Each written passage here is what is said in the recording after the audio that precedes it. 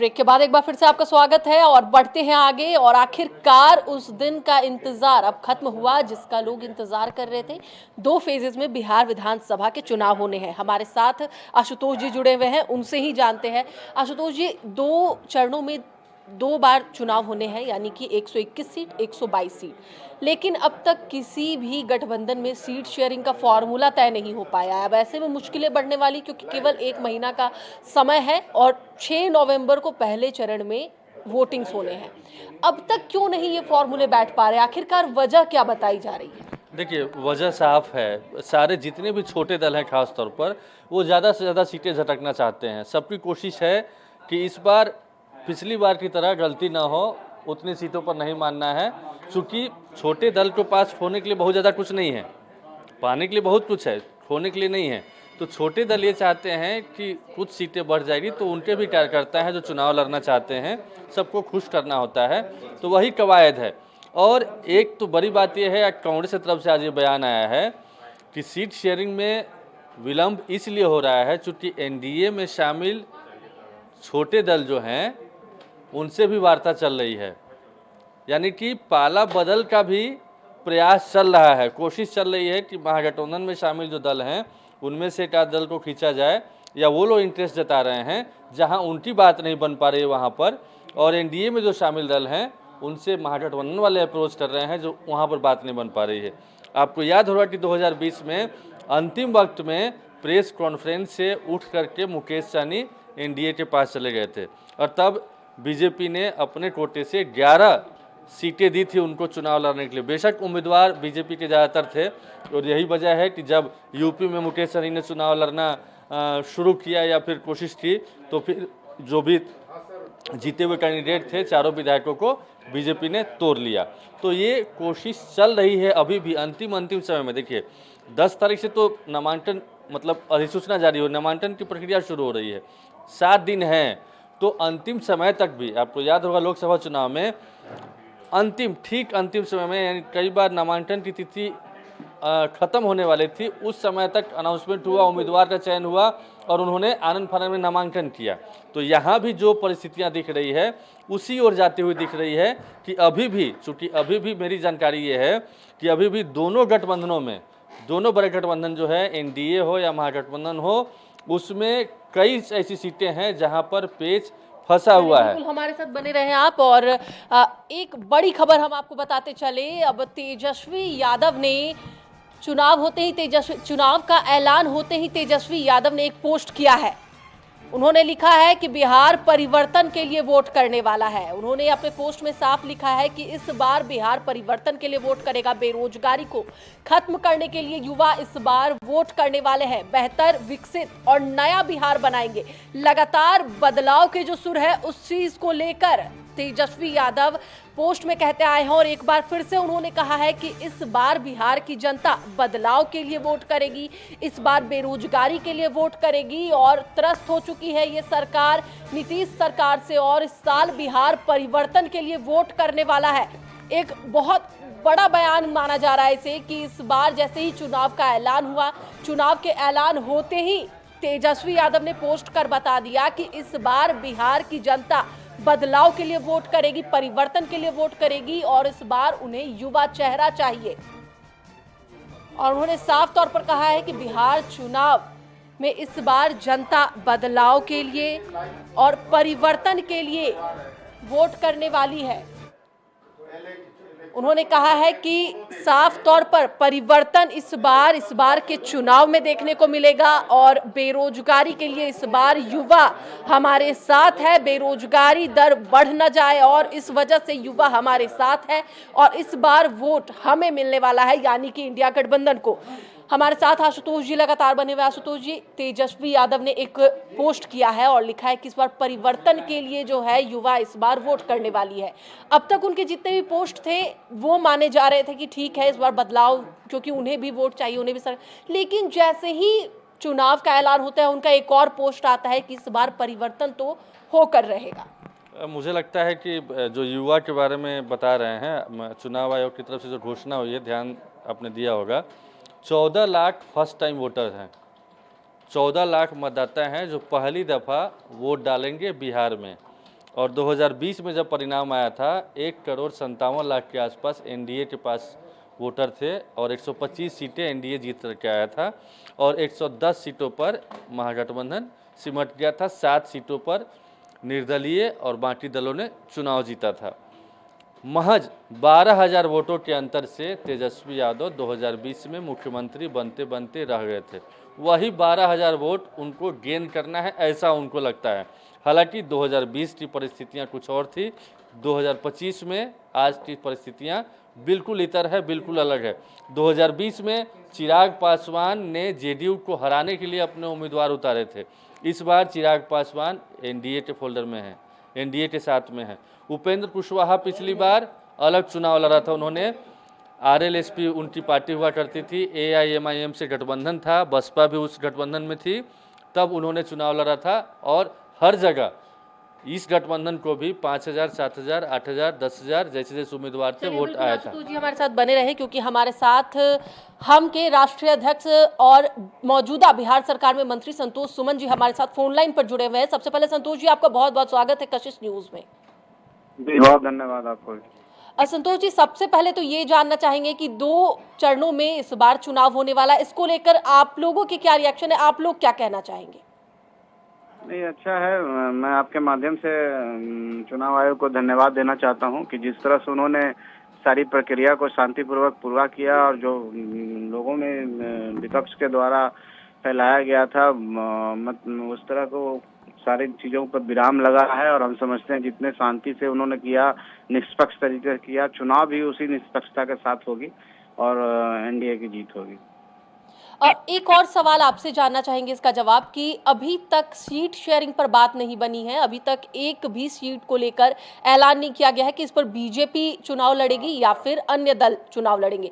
तो ऐसे में इतने कम समय में सीट शेयरिंग पर बात बनना और फिर उम्मीदवारों के नाम घोषित होना कैसे हो पाएगा? अभी है, हम लोग यहाँ नॉमिनेशन की प्रक्रिया शुरू होने वाली है 10 तारीख से और 13 तारीख से, तो समय है। हम 2-4-5 दिन के अंदर हम लोग सारी बातों को कर लेंगे और कहीं कोई दिक्कत नहीं है, बहुत आसानी से हो जाएगा। आपके समक्ष भी वो बातें आएगी। समय काफी कम है, ऐसे में एनडीए किस तरीके से इस बार रणनीति बनाएगी कि ज्यादा से ज्यादा सीटें लेकर इंडिया गठबंधन को पीछे छोड़े?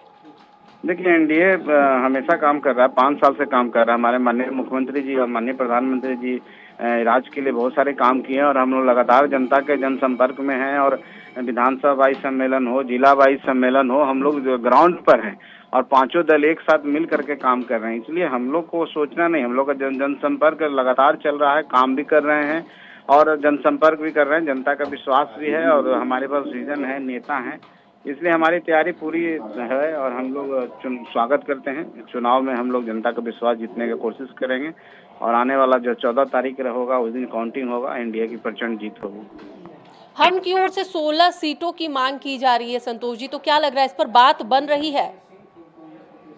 देखिए, हमने जो भी मांग हम लोग का है, हम लोग शीर्ष नेतृत्व के सामने रख दिया है और अभी वार्ता का दौर शुरू नहीं हुआ। हम समझते हैं कल से वो दौर शुरू होगा और हम लोग 2-3 दिन के अंदर में सब कर लेंगे और सम्मानजनक सीटें का हम लोग सब सम्मान के साथ है, सम्मानजनक सीट हम लोग को मिलेगी, इस बात का आश्वस्त हम लोग हैं और निश्चित तौर पर हम सब मिल करके एक साथ बांट लेंगे, इसमें कोई परेशानी नहीं होगी। तो यानी कि कह सकते हैं कि 3 दिनों में जो सीट शेयरिंग का जो फॉर्मूला है वो लगभग अब तय हो जाएगा। 80% तो सब तय ही है, कुछ सीटों पर रहता है तो 3 दिन में आसानी से हो जाएगा। चलिए, बहुत बहुत धन्यवाद संतोष जी हमारे साथ जुड़ने के लिए। तो एक बार फिर से आपको बताते चले कि बड़ा बयान संतोष सुमन जी की ओर से कि 2 से 3 दिनों के अंदर सीट शेयरिंग का जो फॉर्मूला है वो तय हो जाएगा और जो उनकी मांगे हैं उन पर बातचीत हो रही है। उन्होंने केंद्रीय नेतृत्व के सामने अपनी मांग रख दी है, एक सम्मानजनक सीटों के साथ जो है वो बातचीत बन जाएगी, बातें जो है बन जाएगी। आशुतोष जी हमारे साथ हैं, उनसे भी एक बार जान लेते हैं। साफ तौर पर संतोष सुमन जी का कहना है कि 3 दिनों में, लगभग 3 दिनों में जो बातें हैं वो क्लियर हो जाएगी। जो 16 सीटों की मांग है उस पर बात चल रही है, सम्मानजनक सीट के साथ हम पार्टी एनडीए के साथ ही इंटैक्ट रहेगी। अब यही तो कोई क्राइटेरिया है क्या, सम्मानजनक सीटें कितनी होती है? बिहार में 243 सीटें हैं, 6 सीटें 4 सीट जहां तक मुझे याद है हम के खाते में है, 6 या 7 सीटें 2020 में दी गई थी गठबंधन के तहत सम्मानजनक सीटें का कोई क्राइटेरिया है नहीं। 15-16 सीटें हम चाहता है, और पिछले दिनों केंद्रीय मंत्री जीतन राम मांझी का बयान भी सामने आया था कि जो एक राज्य की पार्टी बनने के लिए 6% का वोट चाहिए, 8 विधायक चाहिए, इस तरीके से। इसलिए मुझे कम से कम 15-20 सीटें मिलेगी, तभी तो हम उतने तक पहुंच जाएंगे। सारी सीटों पर जीतेंगे तो नहीं। मुझे जहां तक जानकारी है कि सीट शेयरिंग का मसला फिलहाल नहीं सुलझ पा रहा है। इसके पीछे एक बड़ा रीज़न हम भी है, चूँकि हम की तरफ से मतलब जो एनडीए के शीर्ष नेतृत्व कह रहे हैं वो हम की तरफ से नहीं माना जा रहा है। हम अभी भी चाह रहा है पिछली बार जितनी सीटें मिली थी, क्योंकि लगातार जो नेतागण हैं वो हमारे साथ जुड़ते जा रहे हैं। अब कांग्रेस के पूर्व अध्यक्ष अखिलेश सिंह जी हमारे साथ जुड़ चुके हैं, एक बार उनसे भी जान लेते हैं कि उनका क्या रिएक्शन है। अखिलेश जी, बहुत बहुत स्वागत है आपका कशिश न्यूज में। Thank you. अखिलेश जी, क्योंकि अभी भी इंडिया गठबंधन में भी सीट शेयरिंग का फॉर्मूला तय नहीं हो पाया है, अब 1 महीने हैं पहले चरण की वोटिंग के लिए, इस पर क्या कहेंगे? डेट्स आया, सारे पर्व त्योहार समाप्त हो चुके हैं, हो रहेंगे तब तक। और जो डेट आया है, हम लोग केवल यही अपेक्षा करते हैं इलेक्शन कमीशन से कि फ्री एंड फेयर पोल हो, वंचित और गरीब तबका अपना बूथ तक पहुंच सके, अपना मतदान कर सके। बाकी सब कुछ ठीक है, हम लोगों की पूरी तैयारी है। गठबंधन तो क्या लगता है कि 2005 के बाद इस बार 2025 में इंडिया गठबंधन की पूर्ण बहुमत के साथ सरकार बन पाएगी? स्थायी बहुमत से सरकार बनेगी। बिहार चौंकाने वाला परिणाम देने जा रहा है। जिस तरह से झारखंड में हुआ वही यहाँ भी होगा। दोनों स्टेट का मन मिजाज एक जैसा है। तो क्या लग रहा है कि कांग्रेस को पिछली बार जितनी सीटें मिल पाई थी, क्या उससे ज्यादा इस बार सीट मिल पाएगी? क्योंकि मांग तो 100 से अधिक की है, लेकिन क्या लग रहा है कि इस बार कितनी सीटें मिल रही हैं? पार्टी जो पिछला बार एनडीए की तरफ थी वो इस बार हम लोगों के साथ आई है। तो सीटों में 2-4-5 सीट आरजेडी हम लोगों को नीचे जाने में कोई तकलीफ नहीं होनी चाहिए। तो क्या अब उम्मीदवारों के नाम कब तक घोषित होंगे? पत्ते कब खुलेंगे कि कौन सी सीट पर कौन से जो उम्मीदवार है वो इस बार चुनाव लड़ेंगे? स्क्रूटनी चल रहा है कांग्रेस पार्टी का। 1-2 दिन में सी होगा, उम्मीदवार का घोषणा हो जाएगा।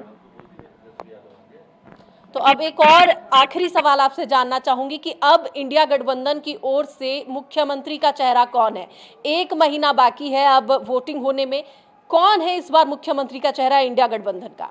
नहीं, मैं तो लगातार बोल रहा हूँ जो वस्तु स्थिति है, जो न्यूमेरिकल स्ट्रेंथ है राष्ट्रीय जनता दल का, तो ऑब्वियसली स्वाभाविक तौर पर वही होंगे। और चूंकि तेजस्वी प्रसाद यादव वहाँ लीडर ऑफ ओपोजिशन है, एक कमेटी है जिसको हेड कर रहे हैं महागठबंधन का, तो स्वाभाविक तौर पर चेहरा वही होंगे। चलिए, बिल्कुल, बहुत बहुत धन्यवाद अखिलेश जी हमारे साथ जुड़ने के लिए। तो इन्होंने भी कह दिया है कि संभावित चेहरा तेजस्वी यादव ही है, यानी कि इंडिया गठबंधन की तरफ से ये माना जा सकता है कि अब तेजस्वी यादव ही जो है वो इनके पास विकल्प है और इंडिया गठबंधन का चेहरा वही होने वाले हैं। तो हमारे साथ अब आरजेडी नेता भाई वीरेंद्र भी जुड़ चुके हैं, एक बार उनसे भी जान लेते हैं। भाई वीरेंद्र, आपका बहुत बहुत स्वागत है कशिश न्यूज में। बहुत धन्यवाद। देखिए, सबसे पहले तो ये जानना चाहेंगे कि अब तक गठबंधन में सीट शेयरिंग का फॉर्मूला अभी तक फिक्स नहीं हो पाया है और अब 1 महीने बाकी है केवल चुनाव में, क्या कहना चाहेंगे? देखिए, सीट शेयरिंग का फॉर्मूला तय हो चुका है, आप लोग को नहीं बताया जा रहा है, लेकिन कल से परसों तक आप लोग को बता दिया जाएगा कि कौन हमारे जो महागठबंधन के जो दल हैं वो उसको किसको सीट मिलेगा, ये आपको पता चल जाएगा। ये सब भीतर तो इस बार कितने अंतर से जीतने की मंशा है कि कितनी सीटों के साथ इस बार सरकार बनानी है? अपार बहुमत से हमारी सरकार बन रही है और महागठबंधन की सरकार तेजस्वी यादव जी के नेतृत्व में बन रहा है। जनता का मैंडेट हमारे पक्ष में है, जनता का वोट मेरे पक्ष में है और एनडीए के खिलाफ। चलिए, बहुत बहुत धन्यवाद भाई वीरेंद्र हमारे साथ जुड़ने के लिए और अपनी बातें हमारे साथ साझा करने के लिए। तो चलिए, हमने सभी से बात की, सबका कहना है कि हम पूरी तरह से इंटैक्ट हैं और इस बार चुनाव में जीत होनी है। तो चलिए, अब फिलहाल अब सीधा रुख करते हैं हम राज्य निर्वाचन आयोग के प्रेस कॉन्फ्रेंस का। विधानसभा चुनाव में आप लोग पूरा भरपूर सहयोग करें और सभी लोग मतदान के लिए आगे आएं ताकि जो भी विधानसभा चुनाव बहुत अच्छे से संपन्न हो, निष्पक्ष संपन्न हो। इसमें सभी का सहयोग अपेक्षित है। प्रशिक्षण हम लोगों ने आरओ, एआरओ, जितने भी नोडल ऑफिसर्स हैं, जितने भी पुलिस पदाधिकारी हैं और जितने भी इन्फोर्समेंट एजेंसीज हैं, सभी का ट्रेनिंग हम लोगों ने कंप्लीट किया है। वोटर्स इंफॉर्मेशन स्लिप जो है वो मतदान से 4 दिन पूर्व तक कंप्लीट वितरित कर दी जाएंगे ताकि मतदाता को अपने बूथ के बारे में और एग्जैक्ट स्थल के बारे में जानकारी हो कि कहाँ उनको जाना है। ऐप के संबंध में जैसे कि प्रेस ब्रीफ में बताया गया था कि बहुत सारे हमारे ऐप हैं जिसके माध्यम से हम लोग इस इलेक्शन को मैनेजमेंट करेंगे, जिसमें वोटर्स की हेल्प के लिए बहुत सारे ऐप हैं। उसके साथ साथ आदर्श आचार संहिता के लिए सी विजिल, व्यय पे पर्यवेक्षण के लिए ESMS, ठीक है। इसी तरह के अन्य ऐप हैं जो आप लोग प्रयोग कर सकते हैं। और कैंडिडेट्स की जानकारी के लिए नो योर कैंडिडेट, इस तरह के सारे ऐप हैं जिनका हम लोग ये समावेश कर रहे हैं। किसी भी प्रकार का मतदाता को अगर सहयोग की आवश्यकता है तो 1950 में कॉल कर सकते हैं, जिसमें STD कोड के साथ 1950 अगर आप लोग लगाते हैं तो उस ज़िले के जो हमारे संपर्क केंद्र है वहाँ आपका संपर्क हो जाएगा और वहाँ से आप लोग किसी भी प्रकार की जानकारी प्राप्त कर सकते हैं। इस बार बहुत सारे इनिशिएटिव भारत निर्वाचन आयोग द्वारा भी लिए गए हैं, जिसका ब्रीफ जानकारी मैं आप लोगों को दे देता हूं।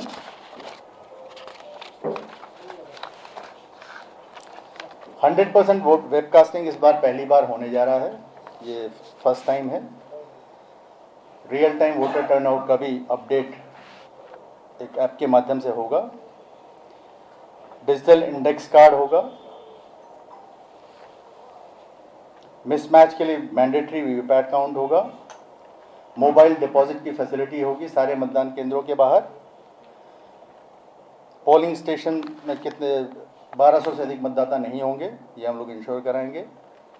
वोटर इन्फॉर्मेशन स्लिप बहुत क्लियर होगी एक, और उसके बाद जो EVM में फोटोग्राफ्स लगेंगे सारे कैंडिडेट्स के वो कलर्ड होंगे। 100 मीटर के बाहर तक प्रचार के लिए जो बूथ लगते हैं उसकी अनुमति होगी। और इसके अलावा जितने भी रेन्यूमरेशंस हैं वो भी बढ़ाए गए हैं। बूथ लेवल एजेंट्स की ट्रेनिंग की गई है। मीडिया एंड कम्युनिकेशन ऑफिसर्स की ट्रेनिंग की गई है। पुलिस ऑफिसर्स की ट्रेनिंग की गई है। EVM हम लोगों के पास पर्याप्त मात्रा में है और रिजर्व से अधिक मात्रा में है। किसी भी EVM की FLC यानी फर्स्ट लेवल चेकिंग हो चुकी है और सभी ज़िलों में, सभी मतदान केंद्रों में भी हमने EVM अवेयरनेस प्रोग्राम कराया है, जिसमें 4 लाख से ज़्यादा लोगों ने EVM के बारे में जानकारी प्राप्त की है। इसी प्रकार से और जो इनिशिएटिव्स जो हम लोग अपनी तरह से कर रहे हैं, जो CE ऑफिस कर रहा है, उसमें कमांड एंड कंट्रोल सेंटर नीचे इसी हॉल के नीचे हम लोग डेवलप कर रहे हैं। इस बार कोशिश करेंगे कि बहुत सारे हमारे ऐसे मतदान केंद्र हैं जहां लॉ एंड ऑर्डर समस्या की वजह से कई बार ये होता था कि बूथ का रीलोकेशन होता था। वो इस बार रीलोकेशन हम लोग नहीं करेंगे, तो आज़ादी के बाद पहली बार वहाँ पे हम लोग मतदान उसी बूथ पे करेंगे। हेली ड्रॉपिंग हम लोग जो हेलीकॉप्टर से ड्रॉपिंग होगी वो हम लोग नहीं करेंगे।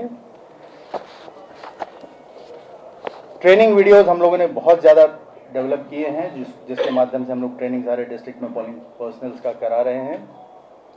स्टैंडर्डाइज ट्रेनिंग मटेरियल करा दिए हैं और बहुत सारे हम लोगों ने मॉनिटरिंग के लिए अपने ऐप्स वगैरह डेवलप किए हैं। और इस बार जो भी हमारे मतदान कर्मी होंगे वो जैसे पहले आप लोग देखते होंगे कि मटेरियल को अलग से ले जाते हैं, तो इस बार हम लोग अलग से उनको बैग प्रोवाइड करेंगे, जिसमें बैग पैक में पोलिंग कर्मी सारा अपना मतदान सामग्री लेते हुए जाएंगे।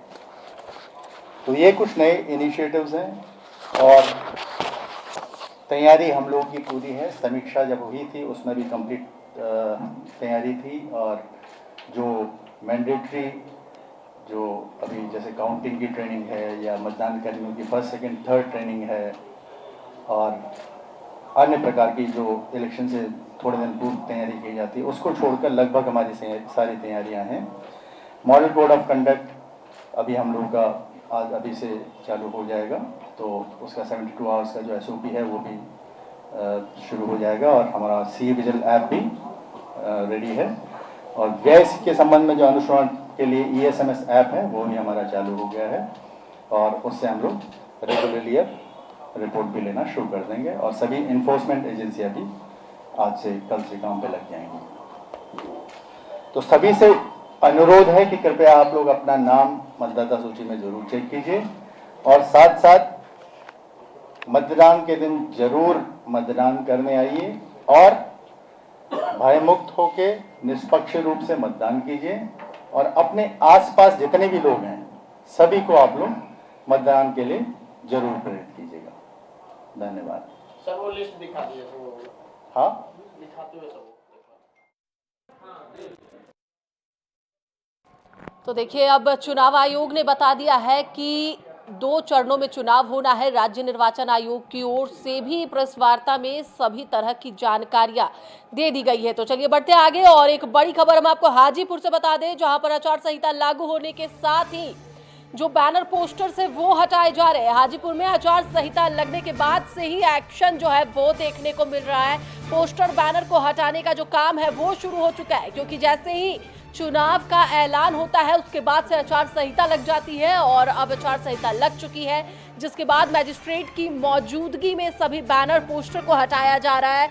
जैसे ही चुनाव का ऐलान हुआ है उसके बाद से काम जो है वो अब शुरू हो चुका है। आचार संहिता लगते ही सभी बैनर पोस्टर को हटाया जा रहा है।